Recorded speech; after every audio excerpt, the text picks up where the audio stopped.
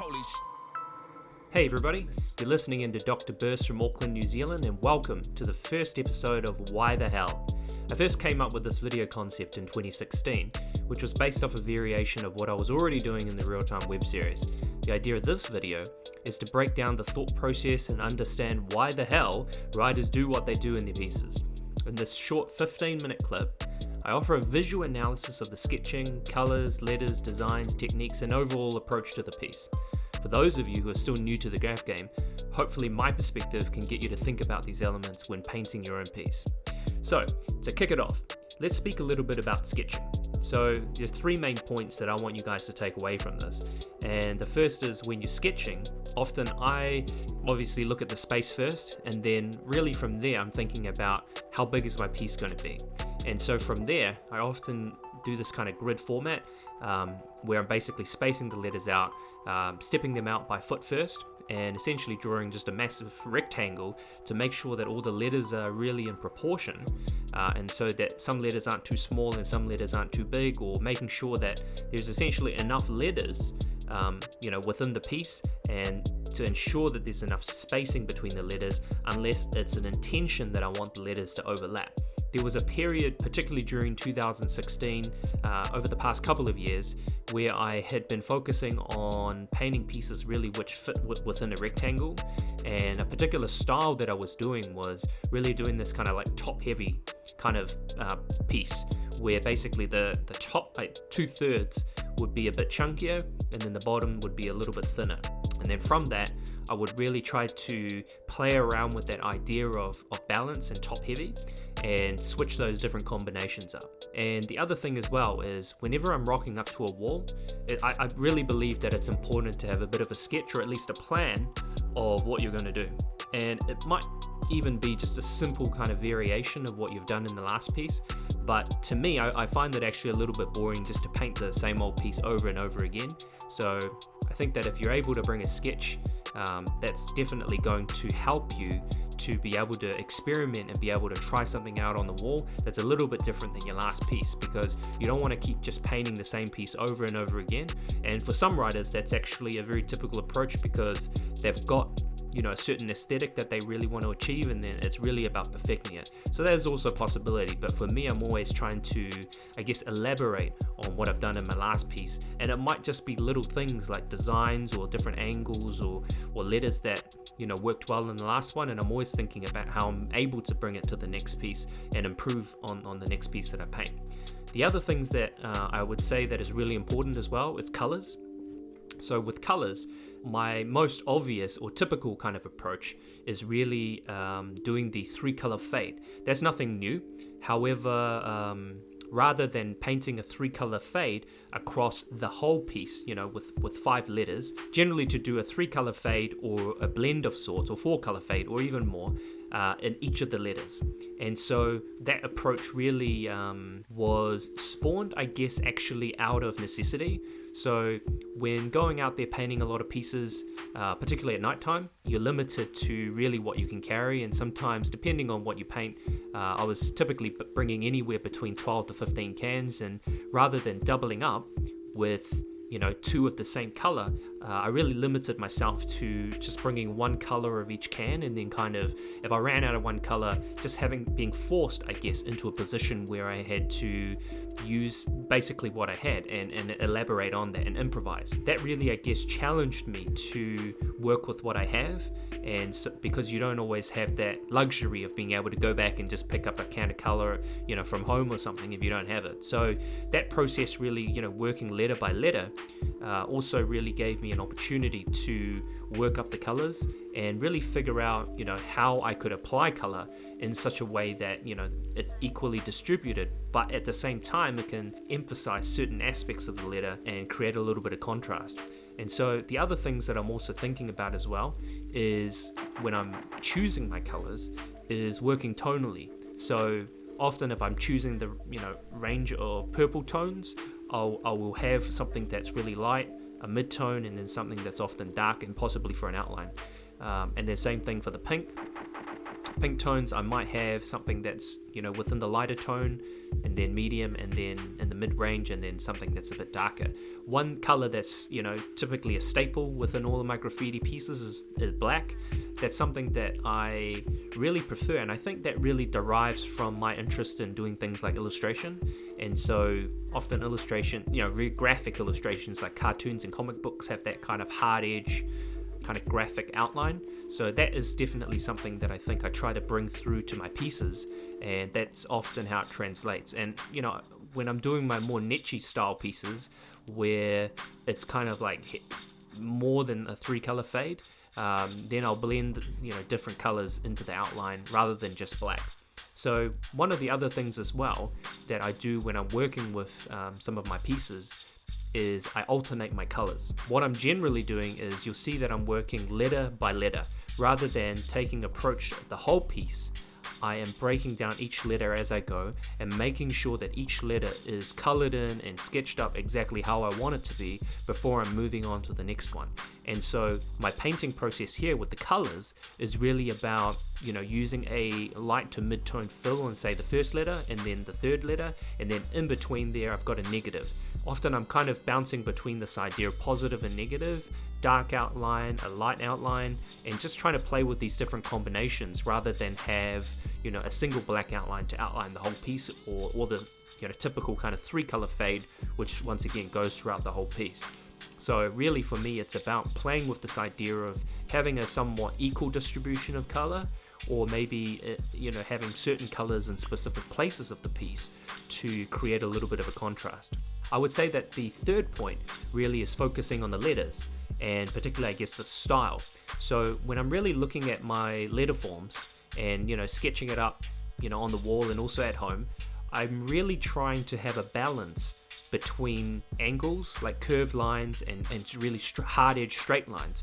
So for me, having that balance is really important. And I just remember during, I guess, my upbringing within this kind of graffiti world, I was always told that you have to have good style, you have to have a lot of funk and flow, and I definitely agree with that. But one of the things that I guess trying to be a more progressive writer and thinking outside the box and doing things differently was really about challenging that. And so I figured, why not create more pieces which are a little more stiff and maybe have less movement, but after I've kind of worked up this really, stiff kind of piece, try to bring in more flowy elements to give that flow, and the curves is kind of what does that. And I would also say as well that when I'm working letter by letter, the process is, a lot of that process is really about layering, because although I might have a general kind of structure of or framework of how I might approach the piece, I never really know exactly what the piece is going to turn out like. So a lot of it is layering, and the types of things that I'm layering obviously are the letters, and also some of the shapes that I'm building on top of each other. So here you'll see where I'm adding some background elements, so I'm rotating between the actual letters itself, the 3D or the two drop shadow, as well as the background, and as well as that, the designs that are overlaid on top. So I'm constantly working up each letter as I go, to make sure that I'm happy before I kind of carry on, because the worst thing you want to do is kick off a piece and do a big fill over it, all the letters, sketch up everything and outline everything, and then actually you're not happy with the outline or you're not happy with the colors. So for me, it's really a process of working some of those things out and really taking your time to get it right before you move on to the next part. So I would say that in terms of looking at the process of layering, a lot of the stuff that I'm actually layering is extensions, and typically they are design elements, and also things like drop shadows, often is a darker tone of that particular fill color, and also things like arrows. Arrows are, obviously very common trait of graffiti, and for me, I'm not an arrow master. A lot of people call my arrows super boring, but I do like the idea that that arrows are kind of like in this kind of like battle form, and so my arrows are going all over the place, and I'm always thinking about the distribution of where the arrows go as well. So they're often either in between the letters, or at the bottom of the piece or in the middle of the piece. So they're kind of coming out either from the fill as well. That's also another thing that I like to do, rather than have it as an arrow with a solid actual structure which is drawn similar to the letters. I'm trying to have the arrows come out of the fill itself. One of the other things that you'll see me do, particularly I guess with this part of the S, is you'll see on the left hand side where I've actually done a couple of lines to the left hand side of the S, and that really is to signify, I guess, a different form that's kind of breaking away from the letter, but it's also a type of, I guess, shading which I'm trying to do.